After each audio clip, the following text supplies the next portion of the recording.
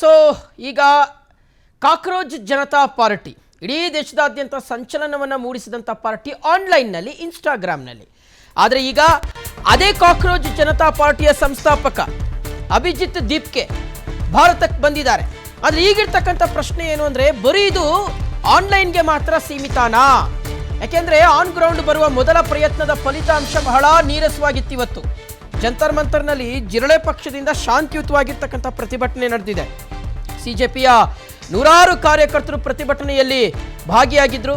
CJP ಪ್ರತಿಭಟನೆಗೆ ಪೊಲೀಸರು ಅನುಮತಿಯನ್ನು ಕೊಟ್ಟರು. ಕೊನೆಗಳಿಗೆಯಲ್ಲಿ ಪ್ರತಿಭಟನೆಗೆ ಭದ್ರತೆಯನ್ನು ಒದಗಿಸಲಾಗಿತ್ತು. ನೂರಾರು ವಿದ್ಯಾರ್ಥಿಗಳು, ವೃತ್ತಿಪರರು ಪ್ರತಿಭಟನೆಯಲ್ಲಿ ಭಾಗಿಯಾಗಿದ್ದರು.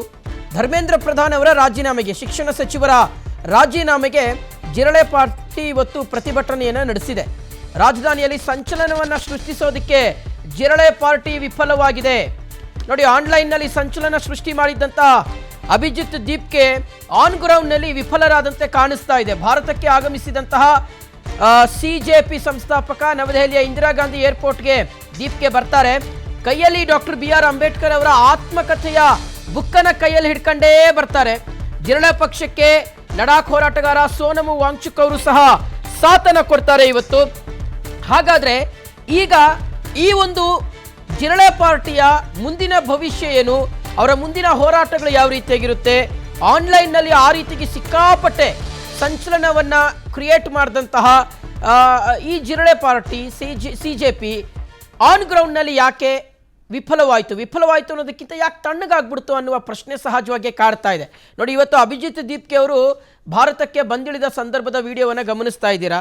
ಅಂಬೇಡ್ಕರ್ ಅವರ ಒಂದು ಆತ್ಮಕಥನದ ಒಂದು ಪುಸ್ತಕವನ್ನು ಕೈಯಲ್ಲಿ ಹಿಡ್ಕೊಂಡೇ ಬಂದರು. ಸೋಷಿಯಲ್ ಮೀಡಿಯಾದಲ್ಲಿ ಸಂಚಲನ ಸೃಷ್ಟಿಸಿರುವಂಥದ್ದು ಅಭಿಜಿತ್ ದೀಪ್ಕೆ ಕಾಕ್ರೋಚ್ ಪಾರ್ಟಿ ಆಮ್ ಆದ್ಮಿ ಪಕ್ಷದ ಪ್ರತಿರೂಪನ ಅನ್ನುವ ಪ್ರಶ್ನೆ ಕಾಡ್ತಾ ಇದೆ. ಯಾಕೆಂದರೆ ನಕಲಿ ಸೋಷಿಯಲ್ ಮೀಡಿಯಾ ಖಾತೆಗಳಿಂದ ಸಿಜೆಪಿಗೆ ಬೆಂಬಲ ಸಿಕ್ಕಿರೋದು ಗೊತ್ತಾಗ್ತಾ ಇದೆ. ಸಿಜೆಪಿಯ ಅನುಯಾಯಿಗಳಲ್ಲಿ ಪಾಕಿಸ್ತಾನಿಯರೇ ಅತಿ ಹೆಚ್ಚ ಪ್ರಶ್ನೆ ಕಾಡ್ತಾ ಇದೆ. ನೀಟ್ ಪರೀಕ್ಷಾ ಅಕ್ರಮದ ವಿರುದ್ಧ ಸಿಜೆಪಿ ಪ್ರತಿಭಟನೆಯನ್ನ ಮಾಡ್ತಾ ಇದೆ. ಧರ್ಮೇಂದ್ರ ಪ್ರಧಾನ್ ಅವರ ರಾಜೀನಾಮೆಗೋಸ್ಕರ ಇವರು ಆಗ್ರಹಿಸ್ತಾ ಇದ್ದಾರೆ. ಆದರೆ ಎಲ್ಲೋ ಒಂದು ಕಡೆ ಈ ಒಂದು ಹೋರಾಟ ಏನಿದೆ, ಈ ಒಂದು ಪ್ರತಿಭಟನೆ ಏನಿದೆ, ಇದು ಸಾಕ್ತಾ ಇರ್ತಕ್ಕಂಥ ದಿಕ್ಕು ಮತ್ತು ದೆಸೆ ಯಾವ ರೀತಿಯಾಗಿದೆ? ಸಹಜವಾಗಿ ಇರ್ತಕ್ಕಂಥ ದೊಡ್ಡ ಪ್ರಶ್ನೆ. ಭಾರತದಲ್ಲಿ ಹಾಗಾದ್ರೆ ಕಾಕ್ರೋಚ್ ಜನತಾ ಪಾರ್ಟಿ ಕ್ರಾಂತಿ ಮಾಡುತ್ತಾ?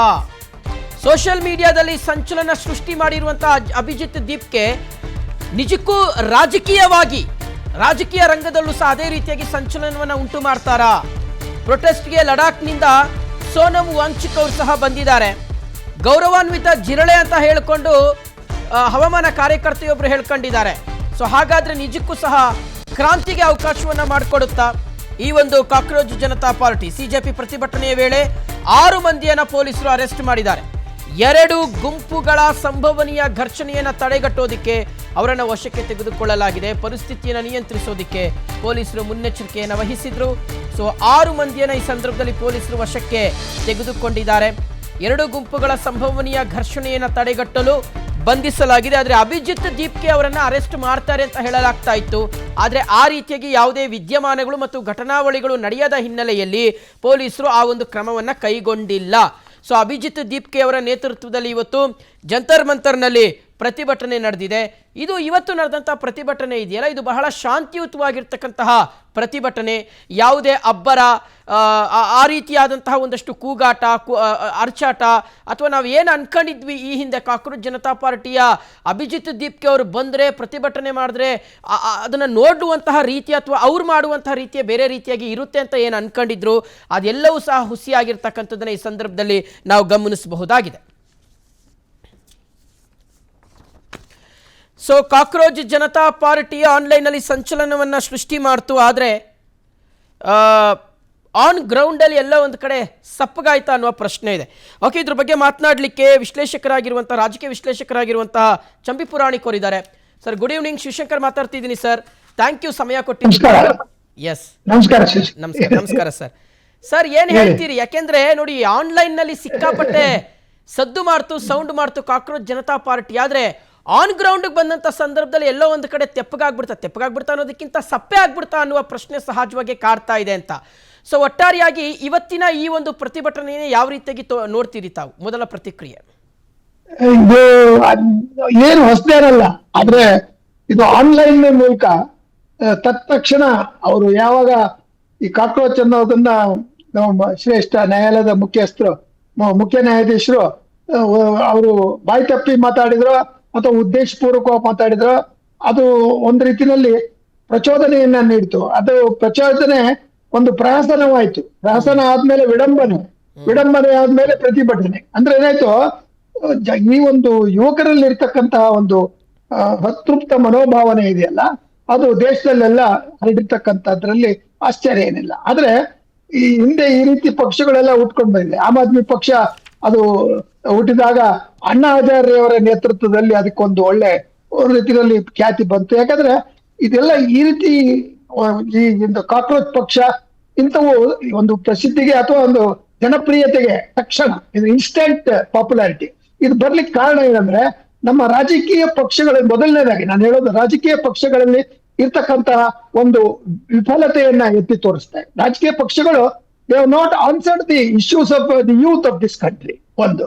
ಎರಡನೇದು ಭ್ರಷ್ಟಾಚಾರ. ಈ ಇಡೀ ದೇಶದಲ್ಲಿ ವ್ಯಾಪಿಯಾಗಿರ್ತಕ್ಕಂಥದ್ದು, ದೇಶವ್ಯಾಪಿ ಹರಡಿರ್ತಕ್ಕಂಥದ್ದು ಭ್ರಷ್ಟಾಚಾರ. ನೀವು ಯಾವುದೇ ಕಚೇರಿಗೆ ಹೋದ್ರಿ, ಅಲ್ಲಿ ಭ್ರಷ್ಟಾಚಾರ ಇಲ್ಲದೆ ಯಾವುದೇ ಕೆಲಸ ಆಗೋದಿಲ್ಲ ಹಣ ಕೊಡದೆ. ಅದನ್ನ ಪ್ರತಿಭಟನೆ ಮಾಡೋದಕ್ಕೂ ನಾವು ಜನ ಹತಾಶರಾಗ್ಬಿಟ್ಟಿದ್ದೇವೆ. ಯಾಕಂದ್ರೆ ಜನರಿಗೆ ಇದು ಒಂದು ರೀತಿಯಲ್ಲಿ ಏನಪ್ಪಾ, ಅದು ನಾವು ಅನಿವಾರ್ಯವಾದ ಒಂದು ಈ ರೀತಿಯ ಒಂದು ಹಿಂಸೆ ಅನುಭವಿಸ್ತಾ ಇದೀವಿ ಅಂತಕ್ಕಂಥದ್ದು. ಪ್ರಜಾಪ್ರಭುತ್ವಕ್ಕೆ ಇದು ಬಹಳ ಮಾರಕವಾದದ್ದು, ಅದು ನಡೀತಾ ಇದೆ. ಇದು ಎರಡನೇದು. ಮೂರನೇದು ನಿರುದ್ಯೋಗ, ಅನ್ಎಂಪ್ಲಾಯ್ಮೆಂಟ್. ಈ ಒಂದು ಅನ್ಎಂಪ್ಲಾಯ್ಮೆಂಟ್ ಅಂತಕ್ಕಂಥದ್ದು ದಿನೇ ದಿನೇ ಯುವಕರಲ್ಲಿ ಹೊಸ ಎಕ್ಸ್ಪೆಕ್ಟೇಷನ್ಸ್, ಅವರ ಆಕಾಂಕ್ಷೆಗಳು ಹೆಚ್ಚುತ್ತಾ ಇವೆ. ಅದು ಒಂದು ರೀತಿಯಲ್ಲಿ ಕಾರಣ ಅಂತ ಹೇಳ್ಬೋದು. ನಾಲ್ಕನೆಯದು, ನಮ್ಮ ಅಭಿವೃದ್ಧಿ ಕಾರ್ಯಕ್ರಮಗಳನ್ನ ತೆಗೆದುಕೊಂಡಾಗ ಅಲ್ಲಲ್ಲಿ ಅಭಿವೃದ್ಧಿ ಆಗಿದೆ, ನಿಜ. ನಾವು ಬುಲೆಟ್ ಟ್ರೈನ್ ಬಂದಿದೆ, ಮತ್ತೆ ಮೆಟ್ರೋ ಬಂದಿದೆ, ಇವೆಲ್ಲವೂ ನಗರ ಸೀಮಿತವಾಗಿದೆ.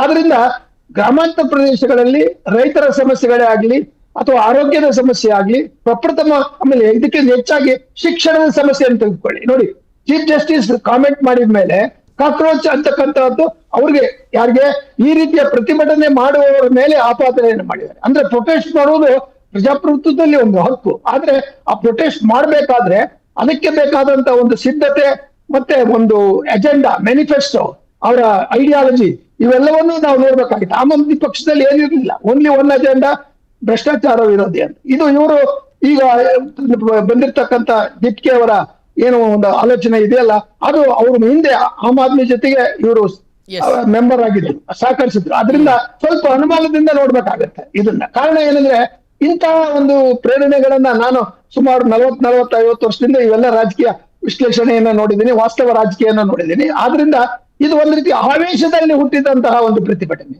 ಆ ಆವೇಶದಲ್ಲಿ ಹುಟ್ಟಿರ್ತಕ್ಕಂಥ ಪ್ರತಿಭಟನೆಗೆ ಒಂದು ರೀತಿಯಲ್ಲಿ ಚೌಕಟ್ಟು ಬರ್ಬೇಕಾದ್ರೆ ಒಳ್ಳೆಯ ಒಂದು ಪ್ರಾಮಾಣಿಕವಾದ ವ್ಯಕ್ತಿತ್ವ, ನಾಯಕತ್ವ ಮತ್ತೆ ಸಿದ್ಧಾಂತ ಅನ್ನೋಕ್ಕಿಂತ ಅವರ ಅಜೆಂಡಾ ಬರೀ ಭ್ರಷ್ಟಾಚಾರ ಹೋಗಿಸೋದಲ್ಲ, ಈ ದೇಶದ ಅಭಿವೃದ್ಧಿಗೆ ಬೇಕಾದಂತ ಕಾರ್ಯಕ್ರಮಗಳನ್ನ ಸರ್ಕಾರ ಹಾಕೊಂಡಿದೆ. ಯಾಕೆ ಅದು ಅನುಸರಣೆಯಲ್ಲಿ ಅಥವಾ ಒಂದು ಕಾರ್ಯಗತ ರೂಪದಲ್ಲಿ ಯಶಸ್ವಿ ಆಗಿಲ್ಲ? ಇದಕ್ಕೆ ಕಾರಣ ಏನು ಅಂತಕ್ಕಂಥ. ಅದರಿಂದ ಇದರ ಹೊಣೆ ರಾಜಕೀಯ ಪಕ್ಷಗಳಿಗೆ ಇದೊಂದು ಸವಾಲಿದ್ದಂಗೆ. ಪ್ರತಿಯೊಂದು ರಾಜಕೀಯ ಪಕ್ಷನು ಯಾವುದೇ ತಗೊಳ್ಳಿ, ನ್ಯಾಷನಲ್ ಪಾರ್ಟಿ ತಗೊಳ್ಳಿ, ರೀಜನಲ್ ಪಾರ್ಟಿ ತಗೊಳ್ಳಿ, ಇತ್ತೀಚೆಗೆ DMK ಅವರು ಸೋಲನ್ನ ತೆಗೆದುಕೊಳ್ಳಿ, ಇವೆಲ್ಲ ಅಸ್ಸಾಂನಲ್ಲಿ, ಹಿಂದೆ ಅಸ್ಸಾಂನಲ್ಲಿ ಗಣತಂತ್ರ ಪರಿಷತ್ ಮೊಹಂತಿ ಅನ್ನೋನು ಇದೇ ರೀತಿಯಲ್ಲಿ ಬಂದ. ಮತ್ತೆ ಲಾಲು ಪ್ರಸಾದ್ ಅವರೆಲ್ಲ ಇದೇ ಒಂದು ಚಳವಳಿಯಲ್ಲೇ ಬಂದವರು, ಯಾವುದು ಎಮರ್ಜೆನ್ಸಿ ವಿರುದ್ಧ ಪ್ರತಿಭಟನೆ ಮಾಡಿ ಭ್ರಷ್ಟಾಚಾರವನ್ನು. ಅಂದ್ರೆ ಏನಾಯ್ತು, ಯಾವುದೇ ಒಂದು ವ್ಯಕ್ತಿ ಅಥವಾ ಪಕ್ಷವನ್ನ, ಗುಂಪನ್ನ ನೀವು ಜನಪ್ರಿಯತೆ ಆಧಾರದ ಮೇಲೆ ಅದನ್ನ ಹಳೆ ಕೂಡುದು. ಅವರ ಒಂದು ಏನು ಪ್ರಾಮಾಣಿಕವಾದ ಪ್ರಯತ್ನ ಇದೆ ಅದನ್ನ ನೀವು ಅಧಿಕಾರ ಕೊಟ್ಟು ನೋಡ್ಬೇಕು. ನಾವು ಅಧಿಕಾರ ಕೊಟ್ಟು ನೋಡಿದ್ವಿ, ಆಮ್ ಆದ್ಮಿ ಪಾರ್ಟಿಗೆ ಎಲ್ಲ ರೀತಿಯ ಸಹಕಾರ ಕೊಟ್ರಿ. ನಾನು ಸುಮಾರು 20 ವರ್ಷದಿಂದ ಅದಕ್ಕೆ ಒಂದ್ ಸ್ವಲ್ಪ ಕಾಂಟ್ರಿಬ್ಯೂಷನ್ ಕೊಟ್ಟಿದ್ದೆ. ಏನು, ನಮ್ಮ ದೇಶದಲ್ಲಿ ಭ್ರಷ್ಟಾಚಾರ ಹೋಗ್ಲಿಕ್ಕೆ ಇವ್ರು ಪ್ರಯತ್ನ ಪಡ್ತಾರೆ, ಆದ್ರೆ ಅದಾಗಲ್ಲ. ಅದರಿಂದ power corrupts absolute, power corrupts absolutely. ಆ ಅಧಿಕಾರ ಅಂತಕ್ಕಂಥದ್ದನ್ನು ಕೂತಾಗ ನಾನು ಎಷ್ಟೇ ಒಂದು ರೆಟಾರಿಕ್ ಆಗಿ ಭಾಷಣ ಮಾಡಿದ್ರು ಸಹ ನನ್ನನ್ನು ನೀವು ಅಧಿಕಾರದಲ್ಲಿ ಕೂರಿಸಿದಾಗ ನಾನು ಎಷ್ಟು ಪ್ರಾಮಾಣಿಕವಾಗಿ ಸಂವಿಧಾನಕ್ಕೆ ನಿಷ್ಠೆಯಿಂದ ಜನತೆಯ ಕಲ್ಯಾಣ, welfare of the people, good governance, ಒಳ್ಳೆಯ ಆಡಳಿತ ಮತ್ತು ಭ್ರಷ್ಟಾಚಾರ ರಹಿತವಾದ ಟ್ರಾನ್ಸ್ಪರೆನ್ಸಿ, ಒಂದು ರೀತಿಯಲ್ಲಿ ಮುಕ್ತ ವ್ಯವಸ್ಥೆಯನ್ನ ನಾವು ಮಾಡ್ತೀವಲ್ಲ, ಆವಾಗ ಇವೆಲ್ಲ ಯಶಸ್ವಿ ಆಗ್ತದೆ. ಆಗೋದಿಲ್ಲ. ಆದ್ರೆ ಇದನ್ನ ಒಂದು ರೀತಿ ನಾವು ಕೂಡುದು ಅನ್ನೋಕೆ ನಾವ್ಯಾರು? ಪ್ರತಿಭಟನೆ ಮಾಡೋ ಹಕ್ಕು ಯುವಕರಿಗಿದೆ. ಆದ್ರೆ ಮುಖ್ಯ ನ್ಯಾಯಾಧೀಶರು ಈ ಒಂದು ಹೇಳಿಕೆಯನ್ನ ಕೊಟ್ಟಿರ್ತಕ್ಕಂಥದ್ದು ಆ ಹಿರಿಯರಲ್ಲಿ ಇರ್ತಕ್ಕಂಥ ಒಂದು ರೀತಿಯಲ್ಲಿ ಒಳಗಡೆ ಇರ್ತಕ್ಕಂಥ ಮೈಂಡ್ ಸೆಟ್ ಪ್ರೆಜುಡಿಸ್ ಅನ್ನ ತೋರಿಸುತ್ತೆ. ಆ ಪ್ರೆಜುಡಿಸ್ ಹೊರ ಬರಬಾರ್ದು ಅಂತಕ್ಕಂಥದ್ದು ನನ್ನ ಅಭಿಪ್ರಾಯ. ಸೊ ಆ ದೃಷ್ಟಿಯಿಂದ ಇದೊಂದು ತಾತ್ಕಾಲಿಕವಾದ ಸೋಡಾ ಬಾಟಲ್ ಸ್ಪಿರಿಟ್ ಅಂತೀವಿ ನಮ್ಮ ಕಾಮನ್ ಲ್ಯಾಂಗ್ವೇಜ್ ಅಲ್ಲಿ. ಅಂದ್ರೆ ಏನಾಯ್ತು, ಅದು ಹೊಡೆದ ತಕ್ಷಣ ಶಬ್ದ ಆಗುತ್ತೆ. ಆದ್ರೆ ಆ ಶಬ್ದ ಆಗಿರ್ತಕ್ಕಂಥದ್ದು ಯಾವ ರೀತಿ ಒಂದು ಪ್ರತಿಭಟನೆಯ ರೂಪದಲ್ಲಿ, ಒಂದು ಚಳವಳಿಯ ರೂಪದಲ್ಲಿ ಅಥವಾ ಒಂದು ಮೂವ್ಮೆಂಟ್ ರೂಪದಲ್ಲಿ ಹೋಗ್ತದೆ ಅಂತಕ್ಕಂಥದ್ದನ್ನ ನಾವು ಹಲವಾರು ಇತಿಹಾಸದ ಅಂಶಗಳನ್ನ ಭಾರತದಲ್ಲಿ ನೋಡಿದ್ದೇವೆ. ಆದ್ರೆ ಇಲ್ಲಿ ಮೂಲಭೂತವಾಗಿರ್ತಕ್ಕಂಥದ್ದು ಡೆಮೊಕ್ರೆಟಿಕ್ ಕಲ್ಚರ್ ಇಲ್ಲ ಇಷ್ಟೇ. ಯಾಕಂದ್ರೆ ನೋಡಿ, ನಮ್ಮ 224 ಸದಸ್ಯರು, 540 ಪಾರ್ಲಿಮೆಂಟ್ ಸದಸ್ಯರಿದ್ದಾರೆ. ಇವರೆಲ್ಲರೂ ಇಷ್ಟು ದಿವಸ ಆಡಳಿತವನ್ನು ಮಾಡಿ 79 ವರ್ಷ ಈ ದೇಶದ ಆಡಳಿತವನ್ನು ನಡೆಸ್ತಕ್ಕಂಥ ಎಲ್ಲ ಪಕ್ಷಗಳಿಗೂ ಇದೊಂದು ಸವಾಲು. ಹಂತ ಹಂತವಾಗಿ ನೀವುಗಳು ಈ ಒಂದು ನೈತಿಕತೆಯನ್ನ ಕಳೆದುಕೊಂಡಿದ್ದೀರಿ, ಮತ್ತೆ ಪ್ರಾಮಾಣಿಕತೆ ಇಲ್ಲದೆ ಆಡಳಿತವನ್ನು ನಡೆಸ್ತೀರಿ. ಅಧಿಕಾರಕ್ಕೆ ಬಂದ ಮೇಲೆ ಅಧಿಕಾರದ ದುರುಪಯೋಗ ಮಾಡ್ಕೊಂಡಿದ್ದೀರಿ, ಹಣ ಸಂಪಾದನೆ ಮಾಡ್ತಿದ್ದೀರಿ, ವಂಶಾಡಳಿತವಾಗಿದೆ, ಮತ್ತೆ ರಾಜಕೀಯ ಅಂತಕ್ಕಂಥದ್ದು ಒಂದು ಬಿಸಿನೆಸ್ ಆಗೋಗಿದೆ. ಈ ದೃಷ್ಟಿಯಿಂದ ಈ ಪ್ರತಿಭಟನೆ ಅಂತಕ್ಕಂಥದ್ದು ನಾವು ಸ್ವಾಗತ ಮಾಡ್ತೀವಿ ಅನ್ನೋಕ್ಕಿಂತ ನಾವು ತಡೀಲಿಕ್ಕೆ ಆಗುದಿಲ್ಲ. ಆದ್ರೆ ನೀವ್ ಹೇಳಿದ್ರಲ್ಲ, ಇದು ಎಷ್ಟರ ಮಟ್ಟಿಗೆ ಭಾರತದಲ್ಲಿ ಹೊಸ ರಾಜಕೀಯ ಚಿಂತನೆ, ಹೊಸ ಜಾಗೃತಿ, ಹೊಸ ವ್ಯವಸ್ಥೆಯನ್ನು ತರ್ತದೆ ಅಂತಕ್ಕಂಥದ್ದು ಒಂದು ದೊಡ್ಡ ಪ್ರಶ್ನೆ ನಮ್ಮ ಮುಂದೆ ಕಾಡ್ತಾ ಇದೆ. ಬಟ್ ಇದನ್ನ ನಾವು ತಪ್ಪಿಸ್ಲಿಕ್ಕೆ ಆಗೋದಿಲ್ಲ. ಬಟ್ ನೀವ್ ಹೇಳಿದ್ರಲ್ಲ, ಇವತ್ತು ಅವ್ರದ್ದು ಜಂತರ್ ಮಂತರ್ನಲ್ಲಿ ಏನು ಕಾರ್ಯಕ್ರಮಗಳನ್ನ ಹಾಕೊಂಡ್ರು, ಅದು ಅಷ್ಟು ಯಶಸ್ವಿ ಆಗಿಲ್ಲ ಅಂತಕ್ಕಂಥದ್ದು ಅದೇ ತೋರಿಸುತ್ತೆ.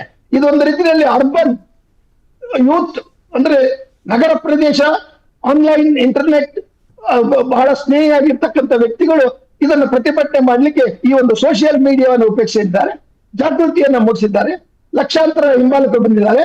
ಆದ್ರೆ ಎಷ್ಟರ ಮಟ್ಟಿಗೆ ಸಸ್ಟೈನ್ ಆಗುತ್ತೆ, ಇದು ವಾಸ್ತವ ರೂಪದಲ್ಲಿ ರಚನಾತ್ಮಕವಾಗಿ ಪರಿವರ್ತನೆ ಅಂತಕ್ಕಂಥದ್ದನ್ನ ನಾವೆಲ್ಲರೂ ಚರ್ಚೆ ಮಾಡಿ ಕುತೂಹಲದಿಂದ ಇದನ್ನು ವಿಶ್ಲೇಷಿಸಬೇಕು ಅಂತಕ್ಕಂಥದ್ದು ನನ್ನ ಆರಂಭದ ಅನಿಸಿಕೆಗಳು. Thank you. ಎಸ್, ಖಂಡಿತ sir. Thank you sir. Champi Puranik sir, thank you.